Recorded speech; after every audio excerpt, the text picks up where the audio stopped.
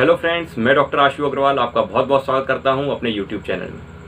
दोस्तों, आज हम चर्चा करेंगे स्टाई की। स्टाई यानी कि गुहेरी, जिसको अंजनहारी भी कहते हैं, इसको बिलौनी भी कहते हैं। दोस्तों, शुरू करने से पहले मैं आपको याद दिला दूं कि अगर आप मेरे चैनल पर नए हैं और आपने मेरा चैनल सब्सक्राइब नहीं किया है तो मेरा चैनल सब्सक्राइब करें, और इस तरह के वीडियोस के नोटिफिकेशन पाने के लिए आपका बेल आइकन दबाना बहुत ज़रूरी है, तो बेल आइकन ज़रूर दबाएं।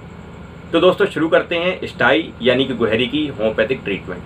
दोस्तों, इस वीडियो को आप लास्ट तक देखें, क्योंकि इसमें मैंने कॉजेज़, प्रिकॉशंस और होम्योपैथिक दवाई के अलावा बहुत सारी चीज़ें ऐसी बताई हैं जो गुहेरी को प्रिवेंट करने में और उसको सही करने में आपकी मदद करेंगी। तो दोस्तों, शुरू करते हैं स्टाई की होम्योपैथिक दवा। सबसे पहले मैं बताऊंगा कि स्टाई होती कैसे है। हमारी आंखों की जो पलकें या आईलिड्स हैं, इनमें सेबेशियस ग्लैंड्स होते हैं। इनसे कुछ सेक्रीशन होता रहता है। अगर किसी कारण या किसी इन्फेक्शन से इन सेबेशियस ग्लैंड्स की ओपनिंग बंद हो जाती है तो दोस्तों इनका सेक्रीशन रुक जाता है और इनमें इन्फ्लेमेशन आ जाता है, और इसी इन्फ्लेमेशन के कारण स्टाई हो जाती है। स्टाई यानी कि फुंसी टाइप की हो जाती है आँख की पलकों पर, जो बहुत ही पेनफुल होती है। यानी कि अगर आसान भाषा में समझें तो एक फुंसी नुमा स्ट्रक्चर हो जाता है आँख की पलकों पे, जो बहुत ही पेनफुल होता है, बहुत ही उसमें दर्द होता है, और वो कभी कभी फूट के आँखों को कीचड़ भी उत्पन्न कर देता है आँख में। तो दोस्तों, सबसे पहले आ जाते हैं इसके कॉजेज़ पे। क्या कॉजेज़ हैं जिसके हमारे स्टाई हो जाती है? सबसे पहला कॉज है बैक्टीरिया। बैक्टीरियल इन्फेक्शन के कारण अक्सर आँख में स्टाई हो जाती है। इसमें से स्टेफाइलोकोकल बैक्टीरिया मेन कॉज है, जो सबसे मेन आँखों की स्टाई का कारण है। दूसरा बैक्टीरिया जो है वो स्ट्रेप्टोकोकस है। ये भी आँख में स्टाई का बहुत बड़ा कारण है। जो लोग हाइजीन मेंटेन नहीं करते, जैसे आँखों को बार बार मलते रहते हैं या धूल मिट्टी से आँखों को नहीं बचाते, जिन लोगों का डस्ट का ज़्यादा काम है, ऐसे लोगों को भी अक्सर स्टाई की प्रॉब्लम हो जाती है। स्टाई का एक और नाम है हॉर्डियोलम।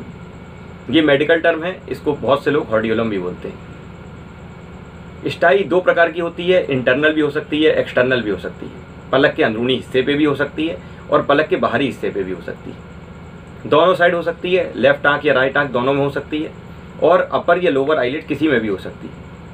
दोनों आँखों में एक संग भी हो सकती है। और अक्सर परेशानी तब होती है जब स्टाइज रिकरेंट होती हैं। स्टाइज होती हैं 2-4 दिन में सही हो जाती हैं तो लोगों को कोई प्रॉब्लम नहीं होती, लेकिन जिन लोगों को रिकरेंट स्टाइज होती है उस प्रॉब्लम के लिए लोगों को डॉक्टर से सलाह लेनी पड़ती है, क्योंकि ये उन्हें बहुत परेशान करती हैं। एक के बाद एक गुहेरी निकलती आती है और उन्हें देखने में, काम करने में परेशानी होने लगती है। अब आ जाते हैं इसके सिम्टम्स पर। पहला सिम्टम है एक फुंसीनुमा बॉयल या फुंसीनुमा स्ट्रक्चर आँख की पलक पे उभार देने लगता है, जिसमें बहुत ही चुभन होती है, बहुत ही पेन होता है। ऐसा एक उभार आँख की पलक पे हो जाता है। दूसरा सिम्टम है रेडनेस या स्वेलिंग ऑफ आईलिड्स। सूजन भी हो जाती है आँखों की पलक पर और लालीपन भी हो जाता है। तीसरा सिम्टम है 48 घंटे बाद इसमें एक पीला सा स्पॉट दिखाई देने लगता है इस उभार में, और इसमें पस फॉर्मेशन होने लगता है, और 72 घंटे बाद ये पस फैलने लगता है और पीलापन काफ़ी आ जाता है। अक्सर 4 से 5 दिन में गुहेरी लोगों की सूख जाती है या वो फूट जाती है, और ये पीला मवाद बाहर आने लगता है और आँखों में चिपचिपापन शुरू हो जाता है, और उसके बाद ये 6 से 7 दिन में गुहेरी सूख जाती है। तो ये इसके सिम्टम्स भी हैं, और ये इसका पूरा कोर्स भी है कि कैसे स्टाई सूखती है, कैसे स्टाई बनती है और कैसे स्टाई सूखती है।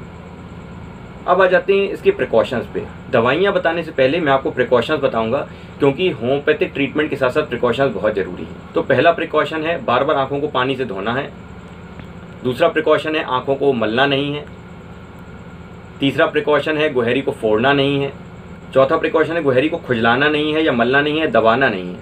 मतलब गुहेरी को किसी तरह भी इरिटेट नहीं करना है, उसको खुजलाएँ नहीं, मलें नहीं और दबाएँ नहीं। बार बार आँखों को साफ़ पानी से धोते रहें और धूल मिट्टी से बचाएं। तो ये इसके प्रिकॉशंस हैं। अब आ जाते हैं इसके होम्योपैथिक ट्रीटमेंट पे। होम्योपैथिक ट्रीटमेंट में रेडनेस और स्वेलिंग के लिए मैं सबसे पहले बेलाडोना देता हूँ। बेलाडोना 30 रेडनेस और स्वेलिंग के लिए बहुत ही अच्छी दवा है, फर्स्ट ग्रेड की मेडिसिन है। कहीं पे भी आप सूजन देखें, कहीं पे भी आप रेडनेस देखें, चाहे वो आँखों के अंदर हो, चाहे वो आँखों की पलक पे हो। तो यहाँ पे बात हो रही है स्टाई की, तो आँखों की पलक पे रेडनेस और स्वेलिंग को रिड्यूस करने के लिए मैं बेलाडोना 30 देता हूँ। बहुत ही अच्छे रिजल्ट मिलते हैं इससे। दूसरी दवाई है हिपरसल्फ 30। हिपरसल्फ 30 ऐसी जगह दी जाती है जहाँ पे आँखों में पस फॉर्मेशन हो जाता है। 48 घंटे बाद अक्सर पस फॉर्मेशन होने लगता है इसमें। तो हिपरसल्फ 30 क्या करती है, इस पस को सुखा देती है। तीसरी दवा है स्टेप्सेग्रिया 30।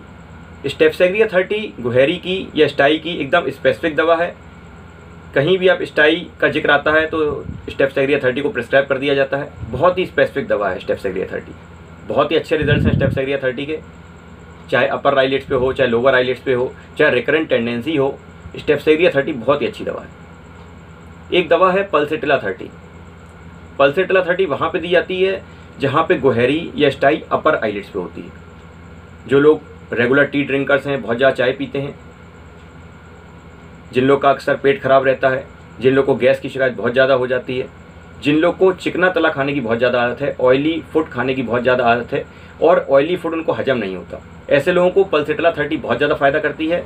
एक दवा है साइलिशिया 200। साइलिशिया 200 अक्सर ऐसी जगह दी जाती है जहाँ गुहैरी ख़त्म होने के बाद एक गांठ सी रह जाती है, एक गूंज सी रह जाती है, कुछ रेमिनेंट्स रह जाते हैं स्टाई के जो ख़त्म नहीं होते।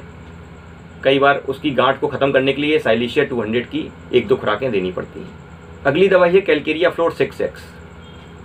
ये एक बायोकेमिक दवाई है। इसको यूज़ किया जाता है टैबलेट्स के फॉर्म में। ये आप तब यूज़ करते हैं जब गांठ लास्ट स्टेज पे होती है और एक गांठ सी बनी रह जाती है, जहाँ पे साइलिशिया गांठ को ख़त्म नहीं कर पाती, वहाँ कैलकेरिया फ्लोर 6X कुछ दिनों तक देने से गांठ ख़त्म हो जाती है। जहाँ रिकरेंट स्टाइज की बात आती है, जिन लोगों को रिकरेंट स्टाइज हो जाती है, वहाँ पे स्टेप्सेग्रिया 30 की जगह 200 पोटेंसी में देनी पड़ती है। रोज़ एक खुराक लें और कुछ दिनों तक लगातार लें, जिससे जो रिकरेंट स्टाइज की टेंडेंसी है वो ख़त्म हो जाए। तो ये इसका कंप्लीट ट्रीटमेंट है। इसको मैं डिस्क्रिप्शन बॉक्स में भी पूरा डिस्क्राइब कर दूंगा, जिससे आपको देखने में सहूलियत हो। एक बार इसकी मैं डोजेज बता देता हूँ आपको। जो मैंने 30 पोटेंसी की दवाइयाँ बताई हैं, बेलाडोना 30, हिपरसाब 30, स्टेप्सेग्रिया 30, पल्सेटिला 30, ये दवाइयाँ मैंने 30 पोटेंसी में बताई हैं। तो सिम्टम्स के हिसाब से जिसको जौन सी दवाई सूट करे वो 5-5 बूंदें लेनी है। सुबह दोपहर शाम लें, 1 चम्मच पानी में लें और एक्यूट केसेस में 7 से 8 दिन लगातार लें। कैलकेरिया फ्लोर 6X 4-4 गोली लेनी है। ये एक बायोकेमिक दवा है, सुबह दोपहर शाम, ये बिना पानी के लें, इसको भी लगातार लेना है। और साइलिशिया 200 उसको 5 बूंदें रोज़ रात में लेनी है एक बार, जिन लोगों को गांठ सी हो जाती है उनके लिए। तो दोस्तों ये इसका कंप्लीट ट्रीटमेंट है और ये इसकी डोजेज हैं। तो दोस्तों आज की वीडियो में बस इतना ही। अगर आपको ये वीडियो यूज़फुल लगता है, इन्फॉर्मेटिव लगता है, तो इसको ज़्यादा से ज़्यादा शेयर करें, लाइक करें और मेरे चैनल को सब्सक्राइब करें। Thanks a lot.